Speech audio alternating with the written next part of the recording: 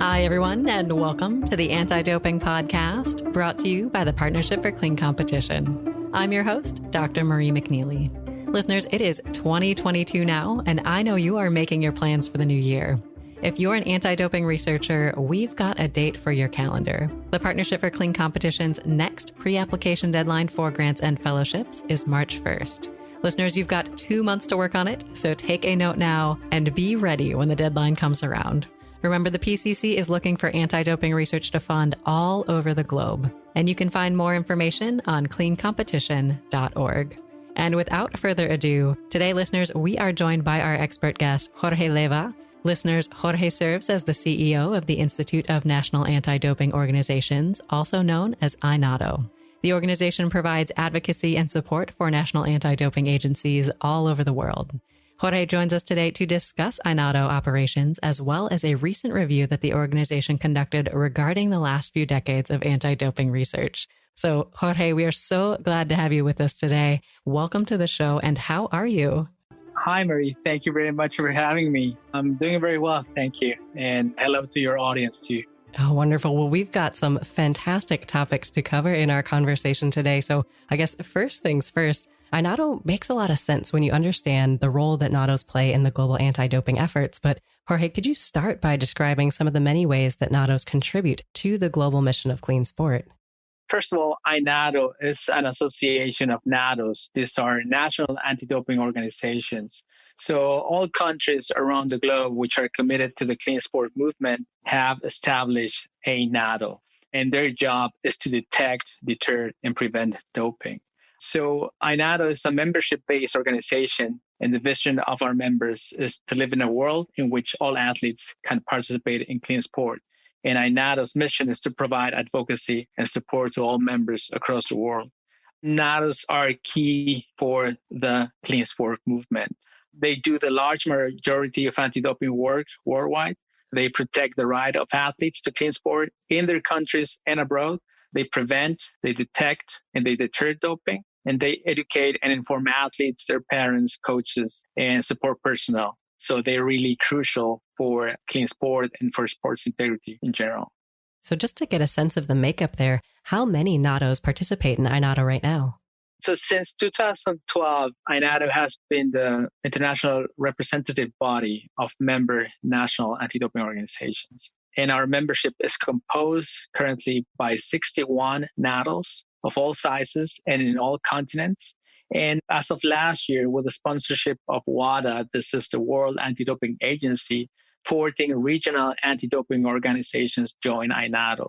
So in many countries of the world, there's no structure or not enough funding to create a national anti-doping organization. So some countries get together and they create what they call a regional anti-doping organization, which is an excellent idea to promote clean sport in many countries, many of them small islands that just don't have the resources or the infrastructure to have their own testing programs and education platforms. And since last year, these are also members of iNADO. And just to demonstrate how important NADOs or our members are, iNADO members are responsible for almost 90% of all tests conducted by NADOs. And all our members conduct more tests than all other testing authorities. These are NADOs, international federations, and Olympic Games, Paralympic Games, etc., combined together. So we are really the largest community in the global community of anti-doping experts. Phenomenal. So how does an organization become part of iNADO, or what are the requirements? They have to be a code signatory, a recognized NADO by the World Anti-Doping Agency. We have a board of directors who is representative of the membership. Our members elect the board of directors. And just in a formal application to the governing board of iNADO, and the board reviews the application and decides if that member can be a good addition, a contribution to our membership. And I think so far our spirit has been to be inclusive and just welcome as many NADOs as possible. Oh, that's excellent. So we've talked a little bit about NADOs and why they're so important. So next, can you maybe explain iNADO's role internationally and what it does to keep sport clean? Sure. As I was saying, iNADO is an association of NADOs. So we are a membership-based organization, and our mission is to provide advocacy and support to our members. And we support them with a wide range of services, mainly designed to assist them in their work, in their practical work. And this includes access to WADA, to the World Anti-Doping Agency, summaries of important meetings, for instance, of WADA or the Council of Europe. We provide analysis, opinion, and sometimes advice on issues that affect NADOs globally. And this information, like the summary we did, and we're going to talk about later, can be used to feed and develop their own policies. So we also give access to resources that our own members produce, including surveys, education material. We maintain our members and the community in general to inform about practical developments. We reproduce the voice of athletes. We hold regular webinars on a wide scope of topics, including legal, science, intelligence and investigation, education, sports developments. We maintain also a platform called Basecamp for expert group discussions. We connect people, projects, ideas around anti-doping, and we try to assist individual NADOs with specific problems. And we also contribute sometimes to conferences and meetings. So these are many small pieces of a big puzzle. And on the basis of providing constant information and exchange, iNADO assists its members and non-members to enhance their program. And iNADO is really the global and largest community of anti-doping experts, but iNADO's role is not limited to building capacity. iNADO acts as an advocacy organization. It works on behalf of its members to ensure that a clear and consistent message on anti-doping policy and practice is communicated to national, international sport and government bodies such as the World Anti-Doping Agency. I should mention here that our membership is voluntary and we don't incorporate all NADOs. We don't have all existing NADOs in our membership, but we have the vast majority of the most active and advanced NADOs. But we also have many of the smaller, less experienced organizations. So I'm very proud to say that we are a very global and representative organization. Definitely. And for you leading iNADO, what are maybe some of your key priorities right now? Well, there's three things in my mind, and these are the things that our membership has also decided we should do. One is being the international voice of NADOs. Two, seeking, sharing, and promoting best practices anti-doping. And three, doing everything we can to guide and lead a supportive international member community. So these are three different areas, and my job is to make sure that we are serving our members in any of these three areas in some form. Now, current challenges in anti-doping sometimes will require me to be more active and promote, for instance, good governance in anti-doping and reiterate the importance of good governance and independent decision-making in anti-doping, not only in NADOs, but in all other anti-doping organizations, including WADA. But sometimes I just try to focus on how can we support our members with really hands-on tools, with practical information. So not all members face the same challenges. So the interests might be different. And my job is to make sure that we are serving all of our members in some way or the other. And to be honest, also my personal vision is to make sure that we are a community. So regardless of what challenges we might face ahead, we might have in front of us, maybe also how some scandals happening in anti-doping can shock our anti-doping community, that we still see each other as a community, a supporting community, and then we do everything we can to maintain the trust among national anti-doping organizations, but also between NADOs and other stakeholders in anti-doping, including athletes or international federations. Definitely. And I think developing that trust is so important. And as you mentioned here in this last response, you're working on a lot of different aspects of anti-doping. And as I understand it, one of iNADO's big goals right now is promoting partnerships between different national anti-doping labs. So can you talk a little bit about this goal and what kind of value these kinds of partnerships provide? We try to promote partnership between NADOs and any other anti-doping organization, and that includes laboratories. Now, laboratories and their scientists have their own association. It's called WATS. And I think one of their goals is to promote exchange and support among laboratories. So I cannot speak entirely on their behalf or on the state of their partnerships, but I firmly believe that NADOs and laboratories should be in constant exchange of information. So mostly the testing programs of NADOs will benefit a lot from a continuous information exchange with laboratories. So what are the new substances that the labs are seeing? What type of analysis they recommend? what scientific research is necessary and to which NADOs can collaborate, etc. Those are really crucial questions that can help NADOs enormously to improve their anti-doping programs. Definitely. And as you mentioned, you're working with 61 different NADOs, 14 RADOs scattered all over the world. So I guess what are some things that you can do to foster these relationships and partnerships and make connections between these organizations? About a year ago, we launched a very extensive exercise called the Capability Register.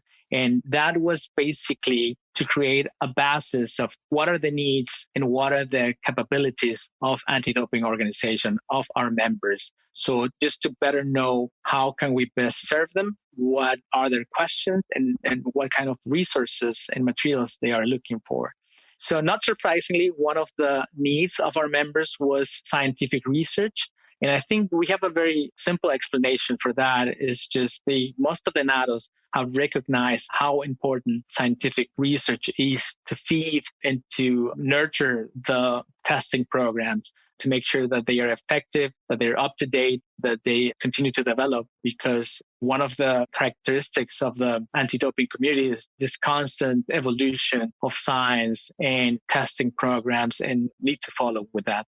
Definitely. And that was a perfect segue, Jorge. Let's dig into the research next. So I know we mentioned that you put together this scientific research report discussing the last 20 years of funding for anti-doping research. And it sounds like this capability register might have been a precipitating factor that got you guys moving, got you guys thinking about this. But can you talk a little bit more about what sparked the organization to put that report together recently?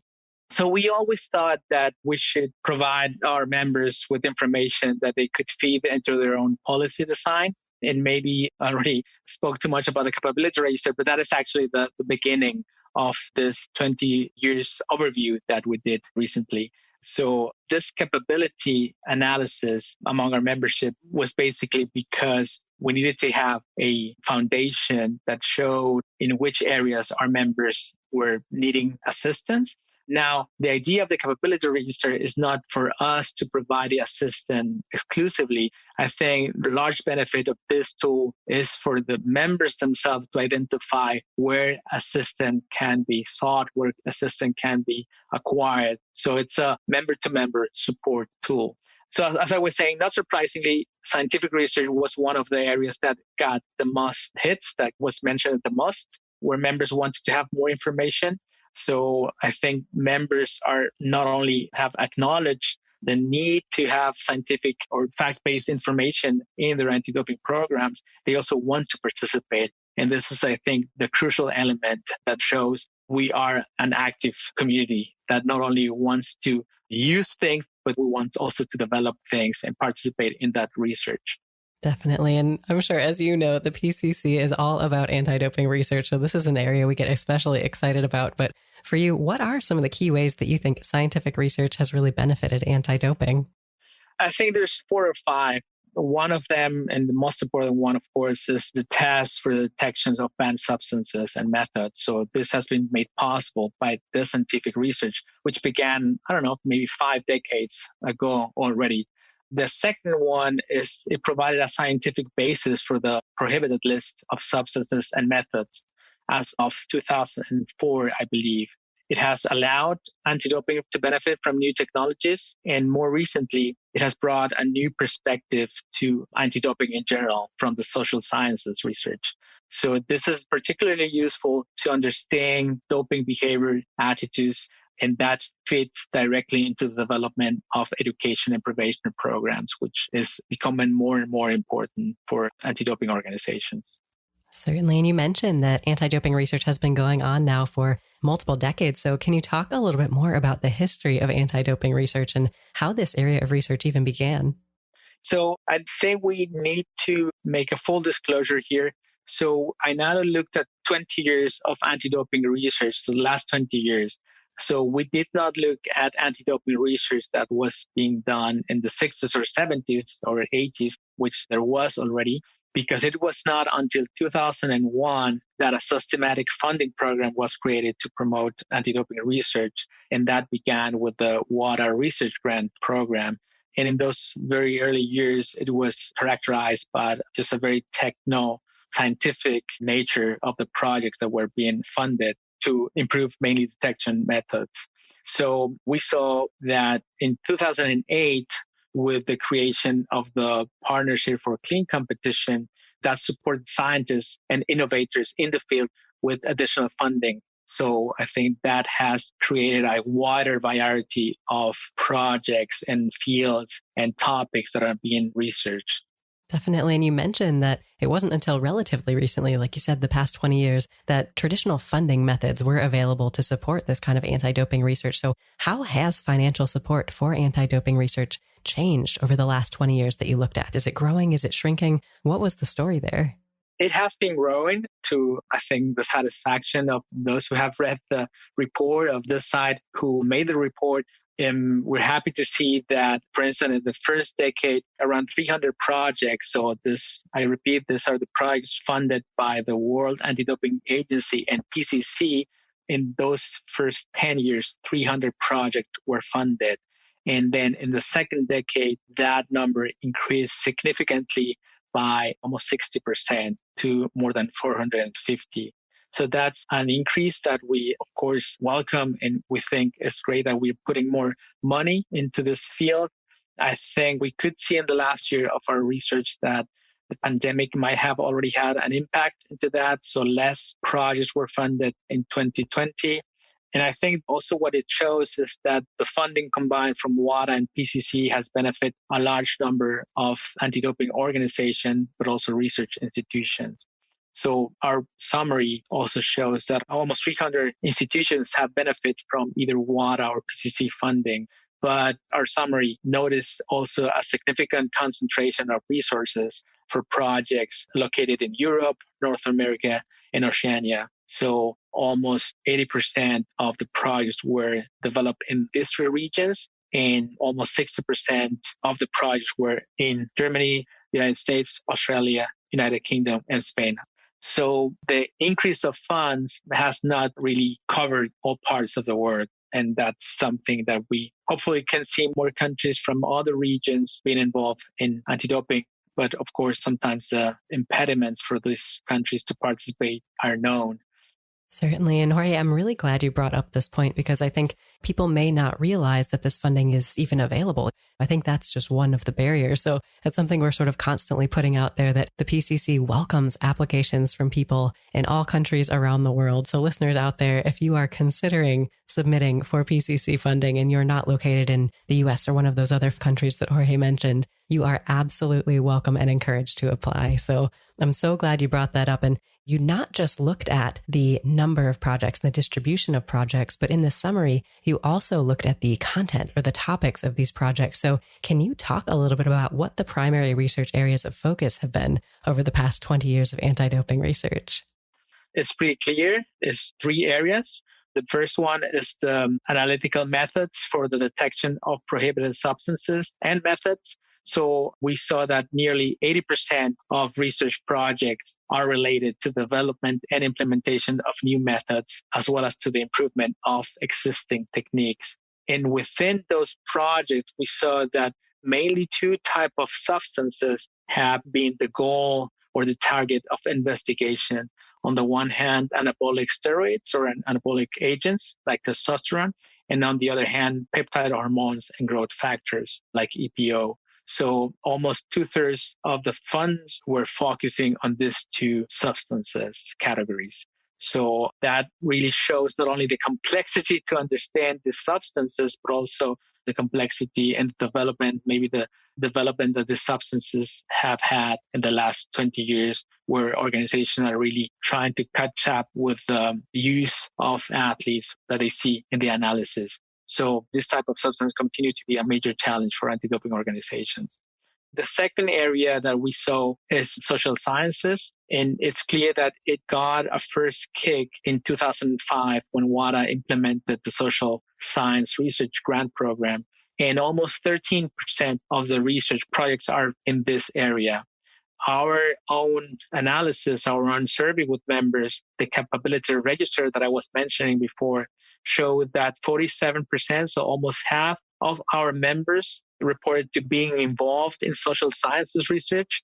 and 30% of them intended to expand or participate in social science research in the near future. So we're certain that expanding the social sciences programs from WADA and the recent inclusion of social sciences in the PCC research priorities is definitely a large opportunity for NADOs and other anti-doping organizations to access funding in the future in this area.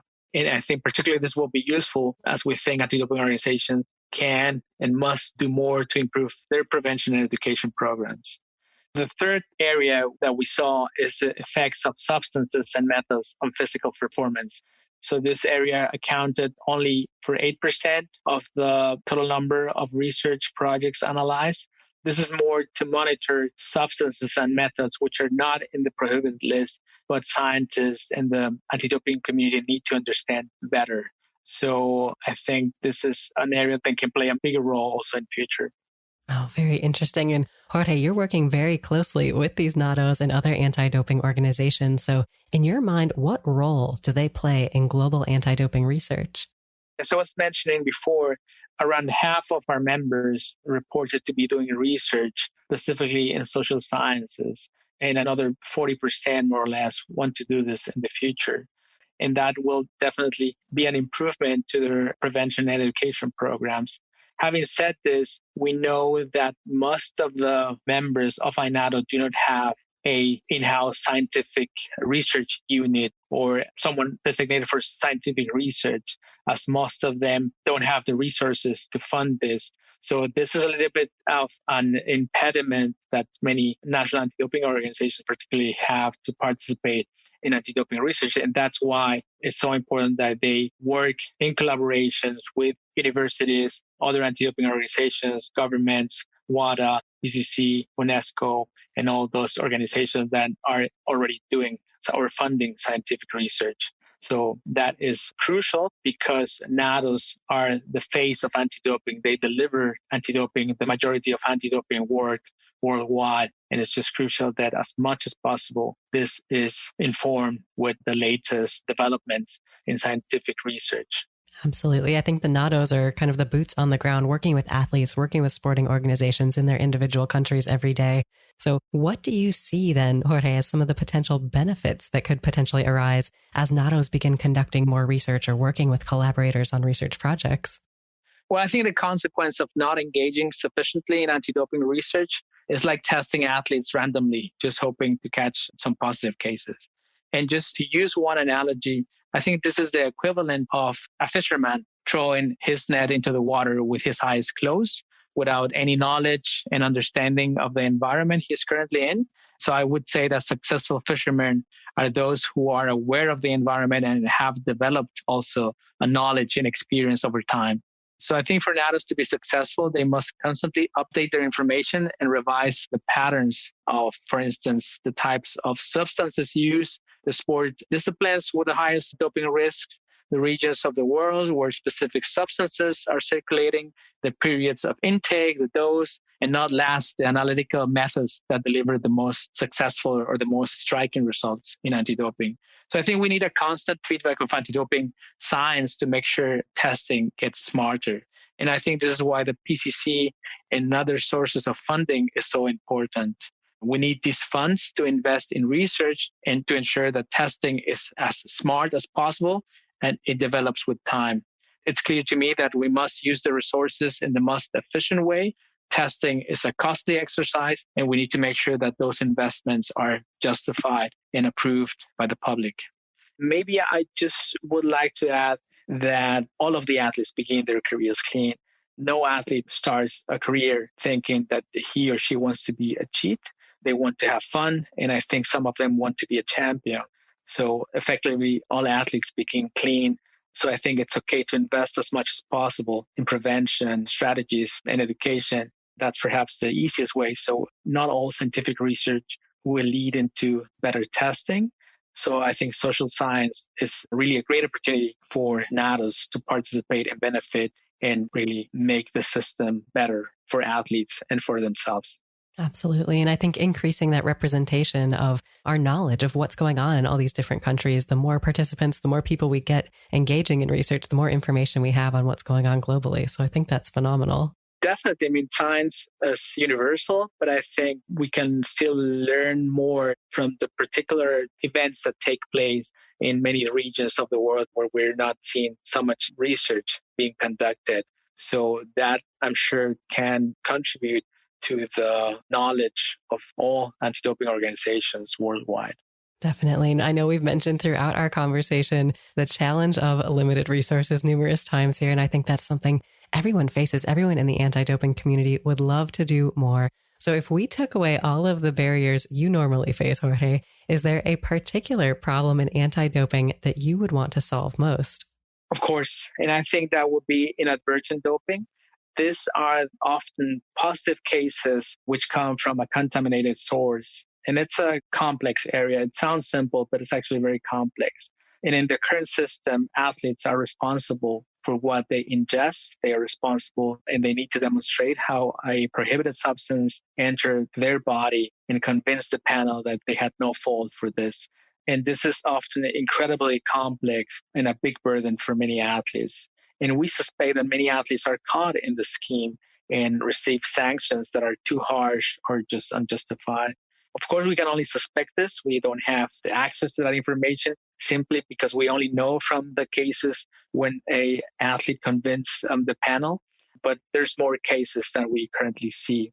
And I think many NADOs, for instance, USADA, have recognized the duty to investigate as much as possible the source of an alleged contamination substance and to make sure that they don't sanction athletes unfairly. But the reality is that not all have the ability or the resources or even the disposition to do it. So I think this is a major issue that we need to tackle. And iNADO will try to facilitate a discussion with its members and the wider anti-doping community to do something about this. Maybe several strategies are necessary to tackle this, but I'm sure just putting this topic in the agenda is going to be a benefit for the athletes and for NADOs. And I think with that, we will make the system a little bit better, system fairer. Certainly. I think just bringing these issues to the forefront, making sure people are aware of them is part of the problem or part of the solution, perhaps. And I think you're absolutely right here that a multi-prong approach is going to be key to starting to unravel this very difficult and complicated issue of inadvertent doping and contamination. So, Jorge, thank you for talking us through it today. And I know we covered a lot of ground in our conversation. And if our listeners out there would like to learn more about you, more about iNADO, and more about what you do, what is the best way for them to do so? I think the best way to follow iNADO is to subscribe to our newsletter. So visit our website. It's www.inado.org. And in the bottom of the website, there's a button to subscribe to it. And also the website, you can find a selection of platforms to stay connected. And also we will be hosting our 2022 annual symposium in the University of Lausanne on March 22. And besides our member NADOs and RADOs, we will welcome non-member national anti-doping organizations, members of the scientific community, governments, major event organizers, and we will be sharing soon our agenda through the newsletter. I just want to mention that the overview of the last 20 years of anti-doping research can be found in the newsroom section of our website. So everyone is invited to retrieve the summary and learn which research topics, organizations, trends have marked the last 20 years of funded research in anti-doping. And I'm sure that this summary will give everyone in our community a sense of the areas that we have covered well and perhaps where to go next, and also what everybody can do to participate in anti-doping research. Excellent. Well, Jorge, thank you so much for sharing your perspectives today and for mentioning some of these resources that our listeners can go check out. Listeners, definitely visit the iNADO website at inado.org. And again, Jorge, thank you so much for being with us today and sharing your time with us. Thank you very much, Mary. It's been a pleasure. I also want to thank the PCC for supporting this podcast and general clean sport. It's been great to have you here. Listeners, wonderful to have you here as well. And if you want to get connected to the PCC, listeners, you can follow at PCC Anti-Doping on Twitter or visit the PCC website at cleancompetition.org. And we hope you'll join us for our next episode of the Anti-Doping Podcast.